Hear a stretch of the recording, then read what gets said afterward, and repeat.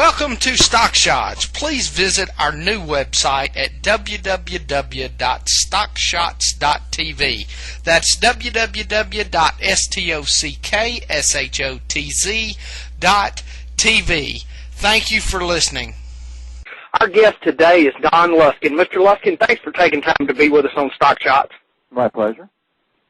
We've had several guests on our show that contend not only that we're in a recession, but that we are headed for a potential depression. Would you give us your thoughts on the general state of the economy right now? We're in a slowdown, no question about it, but there's absolutely no reason to say that we are already in a recession. This is, to some extent, a matter of judgment, but by any of the standards that have ever been used to declare previous slowdowns recessions, we're just not there yet. We're not there yet in terms of GDP or jobs or anything that you would normally look at. It's just not possible. Now, if we were to slow further from here, then from that standpoint, we could say, aha, now we're in a recession, and that means we started being in one already, like we were in one now. But it would have to get worse for that to be true. Right now, we're not, and and then as a separate matter, I don't think we're going to be in one. So would you say that now is the time to sell commodities? Not. I would, but not necessarily because of anything I just said. I think commodities have been in a kind of fad or bubble that's been building for the past 5 or 6 years.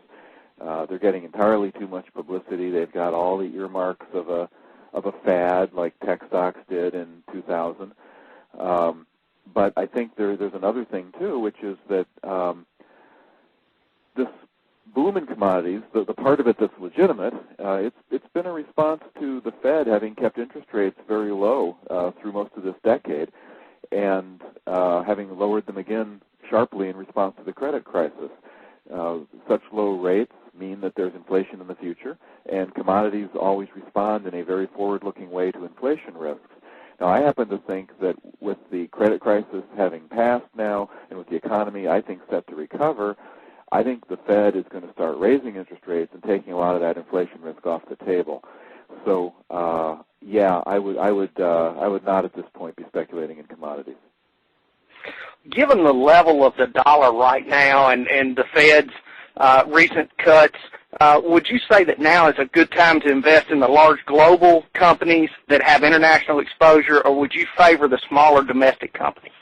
I tend to, given a choice, favor the smaller domestic companies, all else equal, because I think the 3 or 4 years of advantage that the multinationals have gotten from a declining dollar is over. I think the dollar's hit bottom and is going to, I'm not saying it's going to sharply recover, but I don't think it's going to go any lower. So it can no longer be seen as a special form of earnings growth to those international players. So we're seeing credit spreads beginning to narrow. What's your take on investing in the bond market at this time?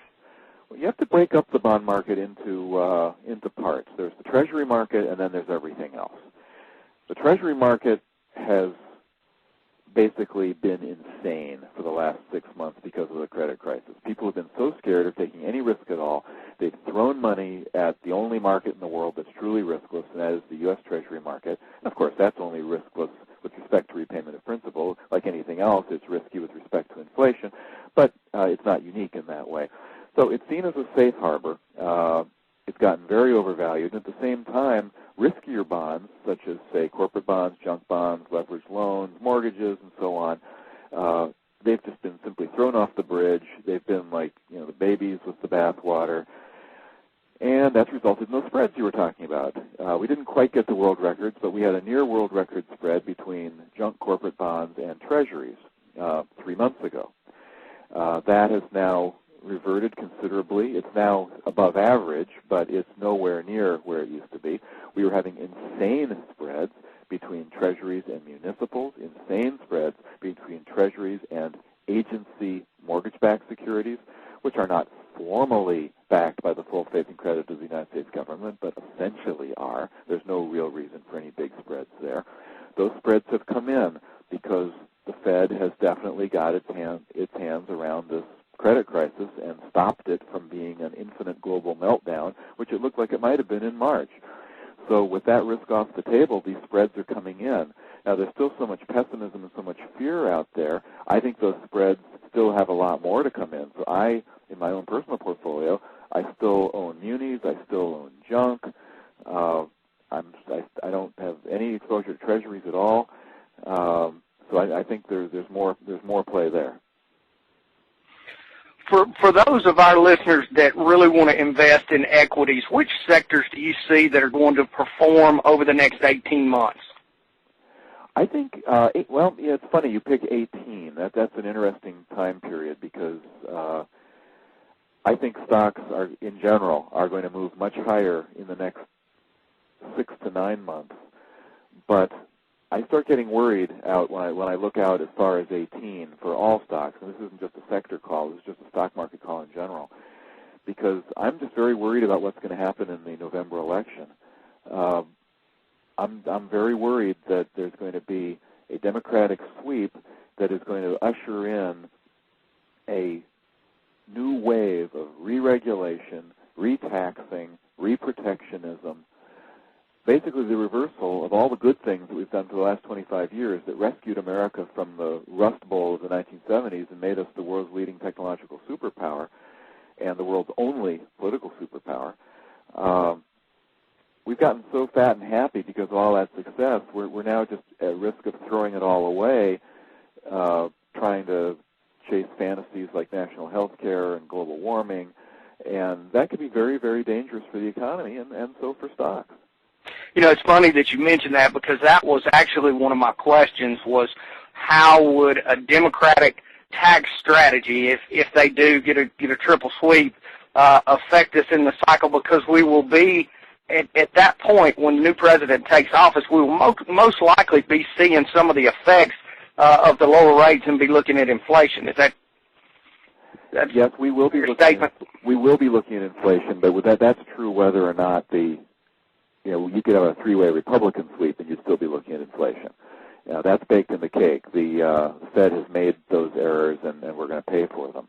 The only question is how bad they get and how quickly they reverse. But what worries me about the Democratic three-way sweep thing is not so much inflation, but things like protectionism, where we try to turn back the tide of globalization and make it more difficult to trade with China, India, or for that matter, Canada and Mexico. These are very, very dangerous trends because trade really is good for everybody. Yes, there are winners and losers, but it's unfortunately the losers who seek political power. But if what you're looking for is overall U.S. growth and overall global growth, you got to have trade, you got to have low taxes, you got to have low regulation. You've got to let the private sector do as much as possible and the government sector do as little as possible. And these are all things that the Democrats want to go the wrong way on. Well, and if you look at either of the Democratic candidates' health care plan, the first question that comes to mind is how in the world can you possibly pay for this? And what will that do to the health care system as we know it? I've said several times on the show that if we get a Democratic president, I'm afraid that the best and the brightest may refuse to go into medicine. I think that's already happening to some extent. Neither Hillary or Obama are talking about outright nationalizing health care the way Hillary was in 1993. Thank God they've pulled back from some of that craziness. But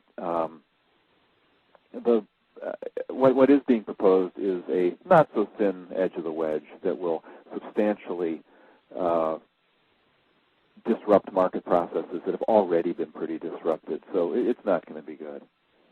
For the rest of this great interview, visit our website, www.stockshotz.tv.